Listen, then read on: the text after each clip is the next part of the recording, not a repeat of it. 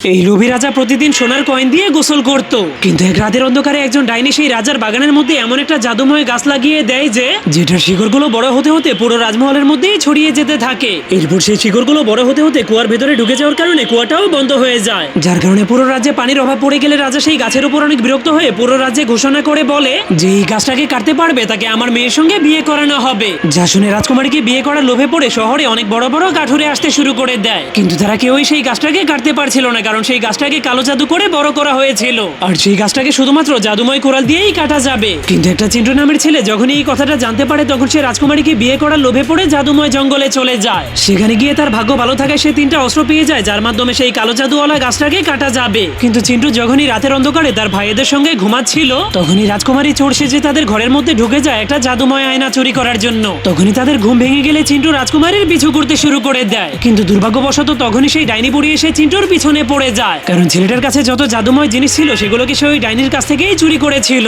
তখন সেই রাজকুমারী এসে ডাইনির জাদুময় ঝাড়ুর মাধ্যমে চিন্টুকে সেখান থেকে বাঁচিয়ে নিয়ে যায়, কিন্তু তবুও চিন্টু তাকে ধরে ফেললে রাজকুমারী তাকে বলে আমি আমার জাদুময় আয়নাটাকে নিতে এসেছিলাম, যেটা আমার কাছ থেকে হারিয়ে যাওয়ার পর তুমি সেটাকে খুঁজে পেয়েছো। তখন জাদুময় আয়নাটা সামনে এসে তাদেরকে সব সত্য কথা খুলে বললে তারা দুইজনেই বন্ধু হয়ে যায়। কিন্তু তখনই রাজকুমারী তার জাদুময় আয়নার মাধ্যমে জানতে পারে এই চিন্টুও তাকে বিয়ে করতে এসেছে। এই জন্য সে বলতে শুরু করে তোমার মতো খাটো ছেলেকে কখনোই কোনো রাজকুমারী বিয়ে করবে না। তখন চিন্টু হেসে হেসে বলে আমি আমার বুদ্ধির মাধ্যমে রাজকুমারীর মন জয় করে নিব।